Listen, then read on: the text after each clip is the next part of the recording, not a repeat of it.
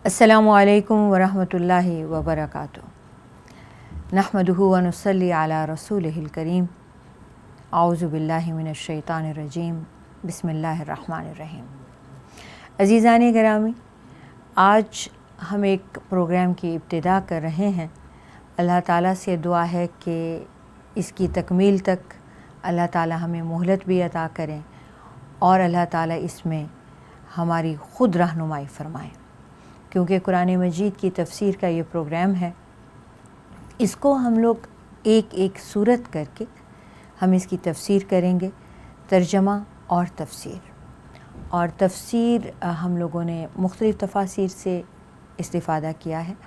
तफसीर इब्न कसीर, तफ़हीमुल कुरान और मेरे अपने वालिद की किताब है जो उन्होंने तफसीर लिखी है और इंशाअल्लाह ताला आपको मार्केट्स में भी मिलेगी। और सबसे ज़्यादा अच्छी बात इसमें मुझे ये लगी है कि हम ख़वातीन के लिए जो भी इसके अंदर आपको लगे कि मज़ीद चाहिए है कि तफसीर होनी चाहिए, तो आप इसको नोट करके चैनल को ईमेल कर सकते हैं, सवाल कर सकते हैं और मैं ख़ुद फिर उन्हीं सवालात के दोबारा जवाबात आपको दे दूँगी। कुरान मजीद का ये सिलसिला अल्लाह ताला कबूल फ़रमाए चैनल के लोगों के लिए, हम सब पाकिस्तानियों के लिए, मुसलमानों के लिए ऑल ओवर द वर्ल्ड, क्योंकि कुरान मजीद को पढ़ना, तिलावत करना, समझना और फिर इस पर अमल करना बहैसियत मुसलमान हम सब की ज़िम्मेदारी है। और ये ज़िम्मेदारी चूँकि हम में से अक्सर लोग समझते नहीं हैं और हमने कुरान मजीद को महज बरकत के लिए, दुआ के लिए, कसम उठाने के लिए, लड़ाइयाँ निपटाने के लिए रख दिया है, तो उसका नुकसान हो रहा है। इसमें कोई शक नहीं कि इसके एक एक हर्फ को पढ़ने की जो सवाब और बरकत है वो अपनी जगह मुसल्लम है, इससे किसी को इख्तिलाफ होने की मजाल भी नहीं है। लेकिन जो पैगाम है, जो एक मंशूर है, जो एक आईन है, जो ज़ाब्ता हयात है, उससे महज एक छोटा सा काम लेकर उसी पर तसल्ली कर लेना कि हाँ बस काम तो हो गया, अब बरकत हासिल हो गई, या ये इसकी मौजूदगी ही काफ़ी है, या बच्ची के सर पर रख के रुखसत कर दिया, या जब लड़ाई झगड़ा हुआ तो सच्चा साबित करने के लिए या अदालत में इसके ऊपर हाथ रख के हलफ दे दिया, और सोच लेना कि बस जब कभी बहुत मुश्किल में आ गए, ज़रूरत में आ गए तो किसी एक आयत को निकाल के उसका वजीफ़ा कर लिया, समझना कि इसका बस यही एक काम है, तो ये एक बदकिस्मती और बदनसीबी तो हो सकती है, लेकिन कुरान का मकसद नहीं है। कुरान मजीद पढ़ी जाने वाली किताब को कहते हैं और असल में ये वो अमानत है, ये वो पैगाम है जिसके लिए अल्लाह ताला ने रसूल पाक सल्लल्लाहु अलैहि वसल्लम को मबूस फरमाया। पिछली तमाम शरीयतें हमारे पास आप सल्लल्लाहु अलैहि वसल्लम के आने से पहले, आप सल्लल्लाहु अलैहि वसल्लम की ये आखिरी किताब बताने से पहले, समझाने से पहले 314 शरीयतें आ चुकी थीं।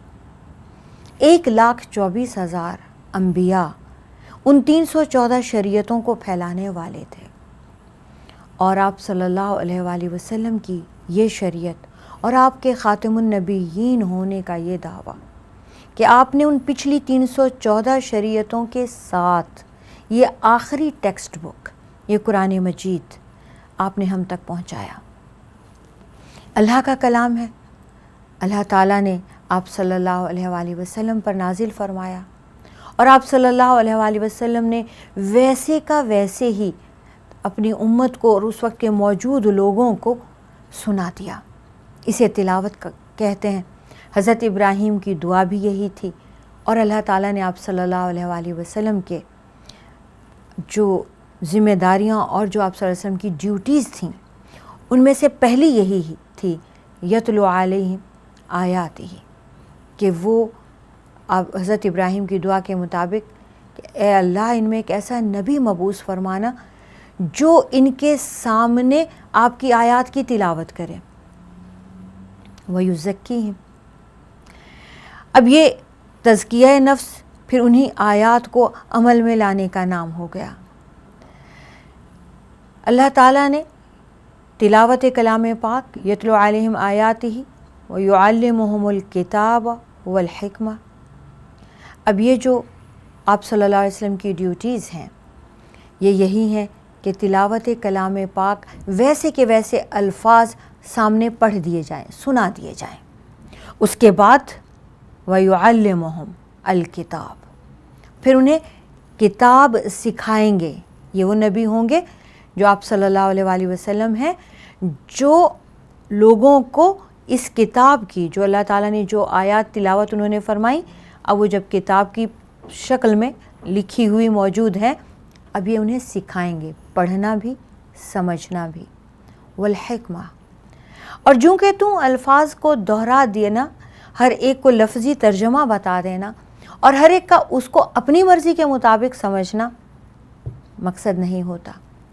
یہ ایک نبی کی دانائی اور حکمت ہوتی ہے جو رب کی طرف سے عطا کردہ ہوتی ہے کہ وہ اللہ کا پیغام پڑھ کر بھی بتاتے ہیں، کر کر بھی دکھاتے ہیں، سمجھاتے بھی ہیں کیسے کرنا ہے، اور کس حکمت اور دانائی سے وہ اس کو سمجھاتے ہیں کہ ایک عام سے عام اور کم سے کم عمر کے آدمی سے لے کے ایک خاص الخاص اور معزز ترین انسان کے اندر اس کو اتارا کیسے جائے، اس کو کر کے کیسے دکھایا جائے، ہر ایک کے کیلیبر کے مطابق وہ انہیں سمجھ میں کیسے لایا جائے، آسان زبان ہو، آسان طریقہ ہو۔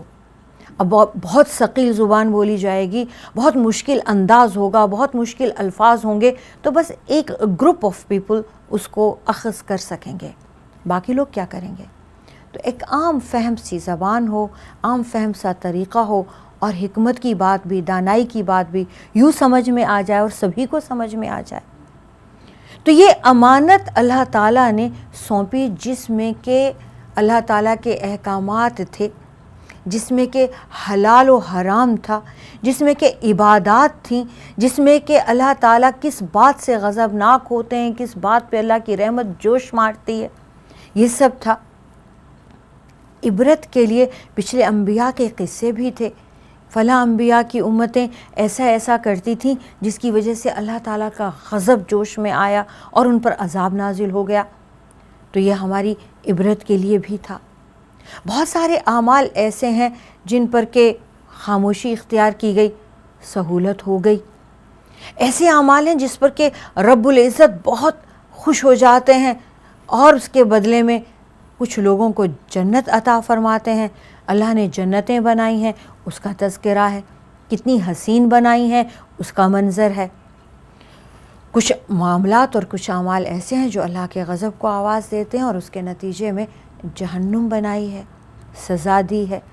جہنم کیا ہے، اس کے اندر کیا ہوگا، جہنمیوں کا کیا حال ہوگا، یہ بھی قرآن میں بتایا ہے۔ تو یہ سارے کے سارے اعمال جس میں کہ اللہ تعالیٰ نے آپ صلی اللہ علیہ وآلہ وسلم کو اپنا تعارف توحید سے لے کے، اپنی ضد شرک سے لے کے، جنت جہنم سے لے کے، پچھلے انبیاء کے قصوں سے لے کے، اپنے قربت اور رضا کے طریقے اور اپنی محبت اور معرفت کے انداز کہ کیسے سکھایا جائے، کیسے کون کون سا عمل ہے، میری قربت کا کیا کیا طریقہ ہے، یہ سب رسول پاک صلی اللہ علیہ وآلہ وسلم کو سجھا بھی دیے، بتلا بھی دیے، سکھا بھی دیے، اور اس کے بعد ان کو یہ امانت سونپ دی کہ اب آپ پھیلا دیجئے۔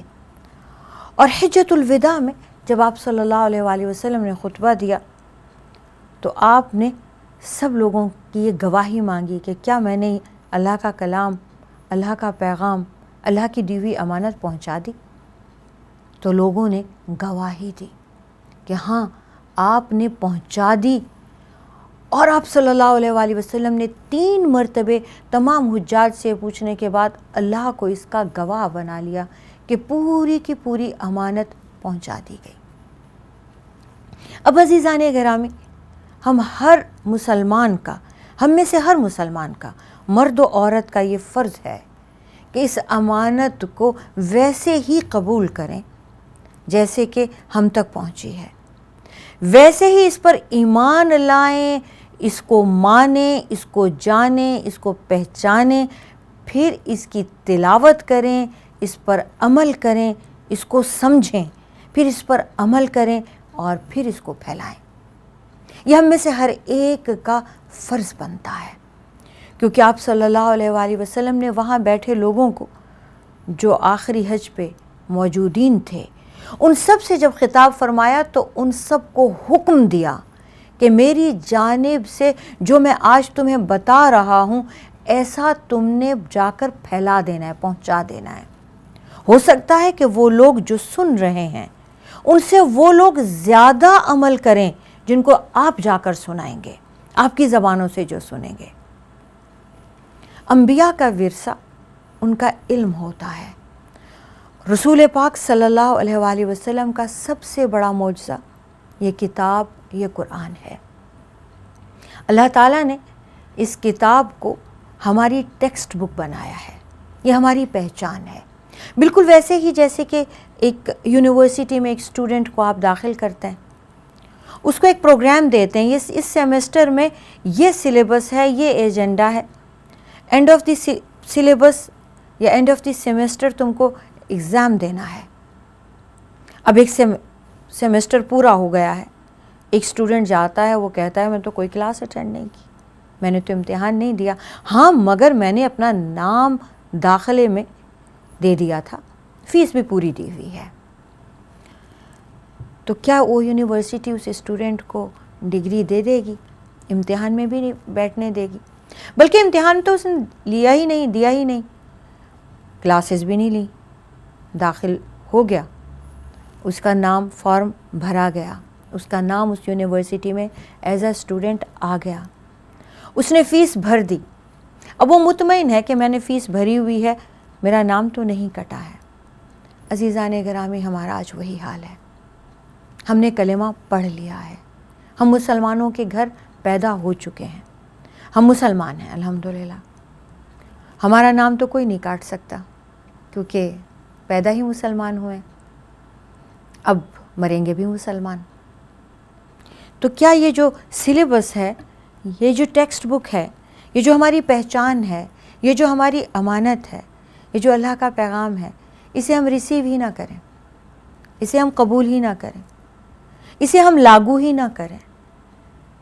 اگر ہم اسے اپنے اوپر لاگو بھی نہیں کرتے، ہم اس کو آگے پڑھتے بھی نہیں، پھیلاتے بھی نہیں، عمل میں لاتے بھی نہیں، اور اگر عمل میں لاتے بھی ہیں تو ویسے ہی جیسے سنا سنایا ہے، کبھی کوئی آیت تلاوت کر لی، کبھی جا رہے ہیں تو جتنے بھی فیشنیبل کیوں نہیں، جتنے بھی قرآن اور حدیث سنت سے دور کیوں نہیں، وہ سفر کرتے وقت قرآنی آیات ضرور یاد کرتے ہیں، انہیں اپنی حفاظت چاہیے ہوتی ہے۔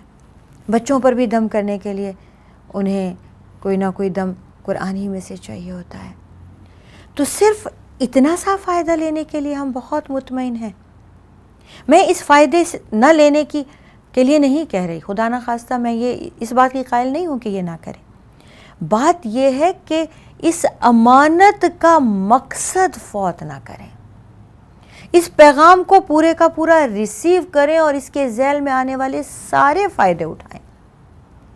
اور وہ ایک مسلمان کا حق بھی ہے، فرض بھی ہے اور شان بھی ہے۔ ہم حامل قرآن ہیں، ہم اہل القرآن ہیں، ہمیں اللہ تعالیٰ نے ان کا امتی بنایا ہے جن کی شان خود اللہ تعالیٰ قرآن میں بیان فرماتے ہیں۔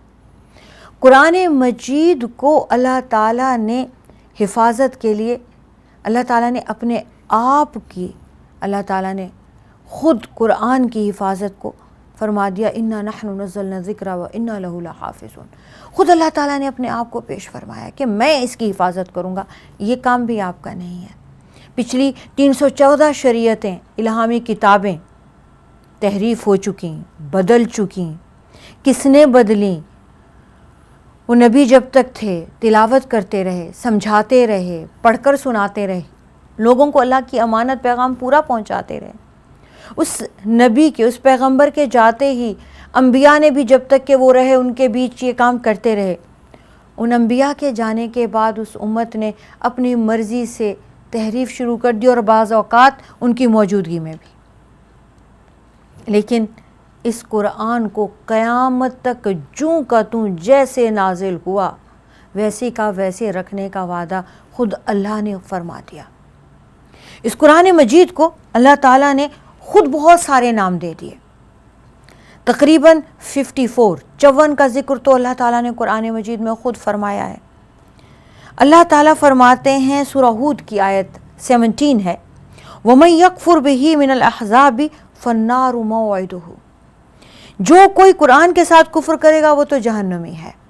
اب یہ بات سبھی پہ لاگو ہوتی ہے اور اس پر ایمان لانا لازمی ہو گیا، دوسرے اس کو سمجھنا بھی اتنا ہی لازمی ہے۔ اللہ تعالیٰ فرماتے ہیں، یہ قرآن کو سمجھتے کیوں نہیں؟ کیا ان کے دلوں پر قفل لگے ہیں؟ ہم نے ایک اور جگہ فرمایا، ہم نے اس مبارک کتاب کو تیری طرف اتارا تاکہ لوگ اس میں غور و خوض کریں اور عقل مند لوگ اس سے نصیحت حاصل کریں۔ چونکہ رسول اکرم صلی اللہ علیہ وآلہ وسلم تمام لوگوں کے لیے ہیں، جن و انس کے رہنما ہیں، تو فرمایا اے نبی صلی اللہ علیہ وسلم کہہ دیجئے، قل یا ایھا الناس انی رسول اللہ الیکم جمیعا، سورہ اعراف کی آیت 158 ہے کہ اے نبی صلی اللہ علیہ وسلم فرما دیجئے کہ میں تم سب کی طرف اللہ کا رسول ہوں۔ تو یہ کلام، یہ قرآن سبھی کے لیے ہے، جنوں کے لیے بھی، انسانوں کے لیے بھی، اور آخری بندہ بھی جو قیامت تک پیدا ہوگا وہ رسول پاک صلی اللہ علیہ وآلہ وسلم کی امت میں سے ہوگا۔ اب ہم لوگ جو مسلمان ہیں، اس گروپ کی یہ ذمہ داری ہے کہ وہ اس قرآن کو سمجھے، اس کو سمجھائے، اس کو پھیلائے، اور سمجھنے اور سمجھانے کے بیچ اس پر عمل بھی کرے، اس کی تلاوت کرے، اس کو سمجھے اور پھر اس کو دوسروں کو بھی سمجھائے۔ تو ہم لوگوں کو اللہ تعالیٰ نے امت وسط، کنتم خیر امت اخرجت للناس، بہترین امت بنایا، اور درمیانی امت یعنی کہ بہترین امت بنایا کس لیے؟ تاکہ تأمرون بالمعروف وتنہون عن المنکر، تم نیکی کا حکم دو گے اور برائی سے روکو گے۔ اور اس میں قرآن کی شرح کرنے والا، قرآن کو سمجھنے والا، اور آپ صلی اللہ علیہ وآلہ وسلم کا صحیح جانشین، ان کی جگہ پر یہ کام کرنے والا، اللہ تعالیٰ نے آپ صلی اللہ علیہ وآلہ وسلم کو کی تربیت خود فرمائی، اللہ تعالیٰ نے انہیں ہمیں سکھانے کے لیے مبعوث فرمایا، اور یہ گواہی بھی دی کہ انہوں نے نہ صرف سکھایا ہے بلکہ وہ اس قدر ہمدرد ہیں، رؤوف اور رحیم ہیں، اور وہ اس کلام کو ایک ایک بندے کے اندر ڈال دینا، انڈیل دینا چاہتے ہیں، اور اس ذکر کو اللہ تعالیٰ کا امانت سمجھ کے، اللہ کا ذکر سمجھ کے، اس کو انہوں نے یوں سنوارا ہے اور یوں عمل کر کے دکھایا ہے کہ اگر آج بھی کوئی مسلمان وہ کرتا ہے تو آپ صلی اللہ علیہ وآلہ وسلم کا، ان کی امتی ہونے کا حق ادا کرتا ہے، ان کا صحیح جانشین ہے، ان کا وارث ہے۔ آپ صلی اللہ علیہ وآلہ وسلم نے فرمایا کہ انبیاء کا ورثہ مال نہیں ہوتا، علم ہوتا ہے، اور نبوت کی وراثت علم ہے۔ رسول پاک صلی اللہ علیہ وآلہ وسلم نے فرمایا، ایک مرتبہ حضرت معاذ کو یمن کا گورنر بنا کر بھیج رہے تھے۔ آپ نے پوچھا کہ معاذ کیسے فیصلہ کرو گے؟ یعنی کوئی بھی مسئلہ آتا ہے، آپ گورنر ہیں، قاضی ہیں، تو کیسے فیصلہ کریں گے؟ تو حضرت معاذ رضی اللہ تعالیٰ عنہ فرماتے ہیں، یا رسول اللہ قرآن میں سے۔ تو آپ نے فرمایا، اور اگر قرآن میں نہ پاؤ تو؟ کہنے لگے سنت میں سے، آپ کی احادیث مبارکہ میں سے۔ آپ نے پوچھا کہ اگر سنت میں بھی نہ پاؤ، جیسے آج کل بھی کئی مسائل ایسے آ جاتے ہیں جو اس زمانے میں نہیں تھے، یعنی کوئی ایسا واقعہ جو ان کے حضرت معاذ کے سامنے نہ ہوا ہو اور مسئلہ ایسا درپیش ہو، تو پھر کیا کرو گے؟ تو حضرت معاذ فرماتے ہیں، یا رسول اللہ میں اجتہاد کروں گا۔ آپ صلی اللہ علیہ وآلہ وسلم نے ان کی چھاتی پر ہاتھ پھیرا اور ان کے لیے دعا فرمائی کہ الہی انہیں توفیق عطا فرما کہ یہ تیرے حکم کے مطابق اور تیرے حبیب کی سنت کے مطابق فیصلہ فرمائیں، اور جو یہ سوچیں گے، جو اجتہاد کریں گے، تو یہ بھی قرآن و سنت کے عین قریب ہوگا، برابر برابر ہوگا، اور ان کی سوچ کو بھی اللہ تعالیٰ اس کے مطابق بنا دے۔ اور فخر فرمایا کہ میری امت میں ایسے لوگ بھی ہیں۔ آپ صلی اللہ علیہ وآلہ وسلم کے اقوال اگر قرآن کی تفسیر میں نہ ملے تو پھر اقوال صحابہ، یعنی اجتہاد کے لیے جیسے آپ صلی اللہ علیہ وسلم نے ان پر فخر فرمایا، تو اقوال صحابہ کی بہت اہمیت ہے۔ قرآن مجید کی تفسیر بہترین تو قرآن ہی سے ہوتی ہے، یعنی آپ ایک آیت بسا اوقات دوسری آیت میں زیادہ تفصیل سے آئی ہوئی ہوتی، ایک حکم آیا ہے، اس کے بعد دوسرا حکم جو آیا ہے وہ اسی حکم کو مزید شرح کے ساتھ، تفصیل کے ساتھ بیان کرتا ہے۔ اور اگر ایسا نہ ہو تو قرآن کی تفسیر احادیث سے ہوتی ہے۔ آپ صلی اللہ علیہ وآلہ وسلم نے فرمایا کہ مجھے قرآن اور قرآن کے جتنا اور عطا کیا گیا ہے، اور یہ جو قرآن کے جتنا اور ہے یہ احادیث مبارکہ ہیں۔ اللہ تعالیٰ نے خود آپ کی تربیت فرمائی، تو آپ کی جو سنت ہے، جو آپ کرتے رہے، جس پر آپ نے حکم فرمایا، جس پر آپ خاموش بھی ہو گئے، وہ بھی حدیث کا درجہ ہو گیا۔ تو آپ صلی اللہ علیہ وآلہ وسلم کے اقوال، آپ کی احادیث مبارکہ اگر کسی بھی آیت میں، تفسیر میں ملتی ہیں تو بس پھر تو کوئی بات ہی نہیں، پھر تو کوئی تردد ہی نہیں۔ لیکن اگر نہ ملے تو پھر آپ نے فرمایا کہ یہ میرے صحابہ ستاروں کی مانند ہیں، یہ جس کو جس راہ پہ چلا دیں روشنی، راہ ہدایت مل جائے گی۔ تو کسی بھی صحابی کو آپ فالو کر لیں یا ان کے اقوال کو آپ فالو کر لیں تو بھی تفسیر میں آسانی ہوتی ہے۔ آپ صلی اللہ علیہ وآلہ وسلم نے حضرت عباس، اپنے چچا کے بیٹے عبداللہ بن عباس کے لیے دعا فرمائی، فرمایا کہ اللہم فقہہ فی الدین وعلمہ التأویل، الہی اس کو دین کی سمجھ عطا فرما اور قرآن کی تفسیر کا علم بھی عطا فرما۔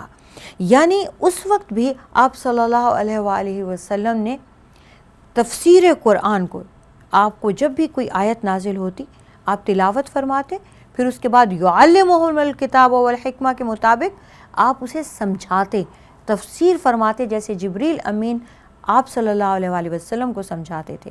اور پھر آپ نے حضرت عبداللہ بن عباس کو جیسے دعا فرمائی، ایسے ہی حضرت معاذ کو دعا فرمائی۔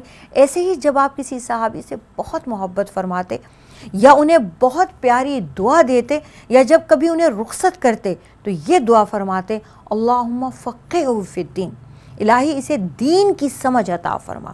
اور خود آپ صلی اللہ علیہ وسلم نے فرمایا کہ اللہ تعالیٰ جس سے محبت کرتے ہیں، اللہ تعالیٰ جس کی بھلائی چاہتے ہیں، اللہ تعالیٰ جس کی خیر چاہتے ہیں، اسے دین کی سمجھ عطا فرماتے ہیں۔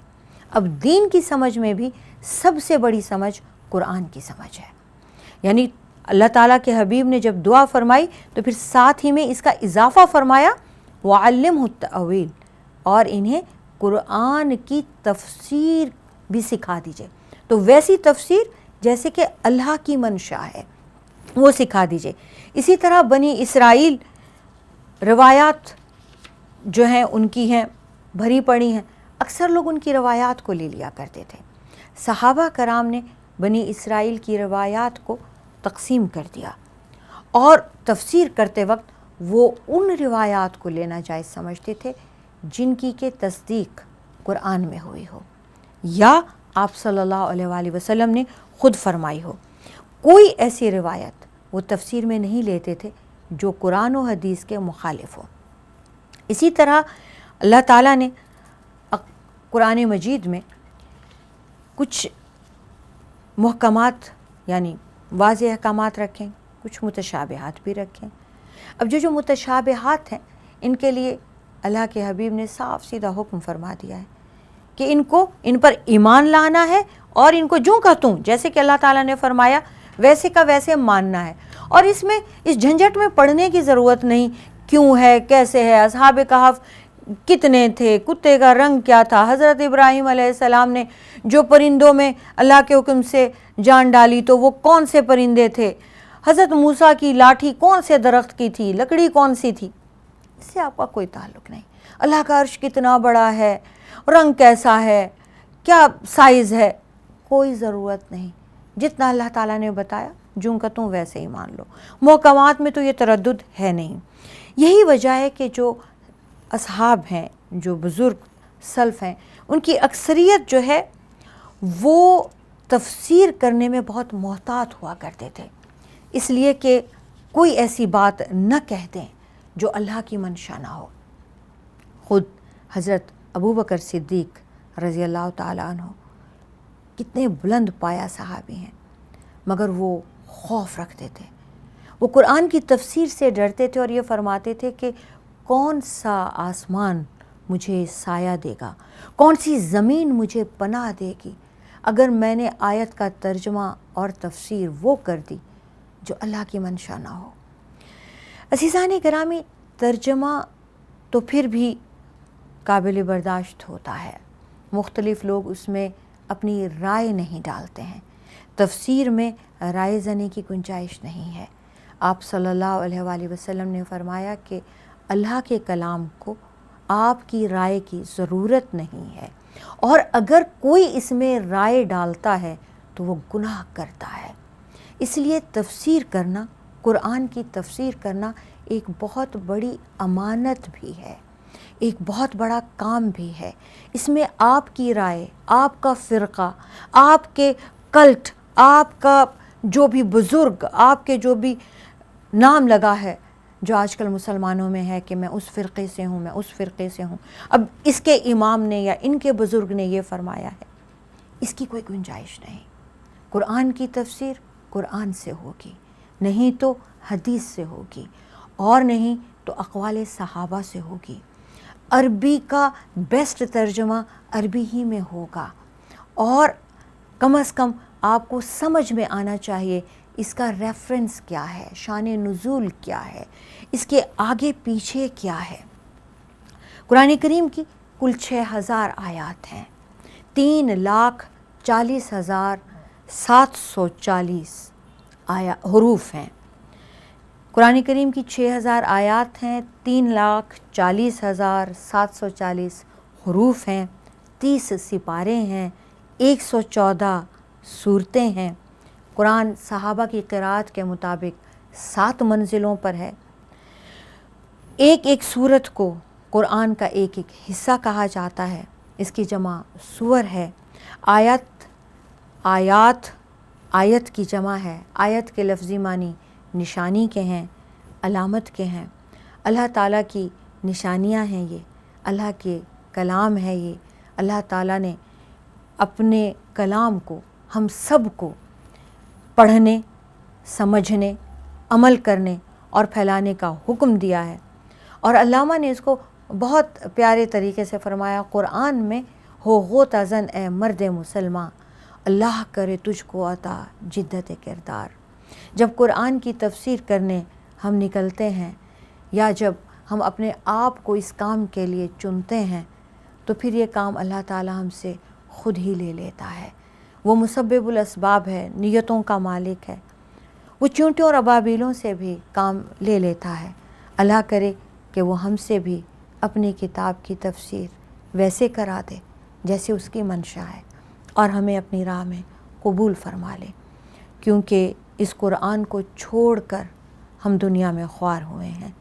اس قرآن کو اپنا کر، اس قرآن کو اپنی ذاتی زندگی میں، اپنی حکومتوں میں، اپنے گھروں میں، اپنے اداروں میں عمل میں لا کر ہم نے پوری دنیا پہ کئی 100 سال تک حکومت بھی کی ہے، اور آج جو ہم زوال پذیر ہیں تو اس قرآن کو چھوڑ کر ہیں۔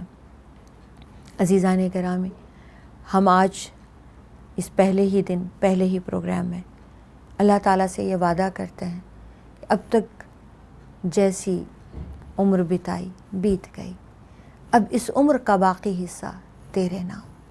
اس قرآن کے نام عمر کا کچھ حصہ لگاتے ہیں، اللہ تعالیٰ اس میں برکت فرمائے، اللہ ہمیں اپنی راہ میں قبول فرمائے۔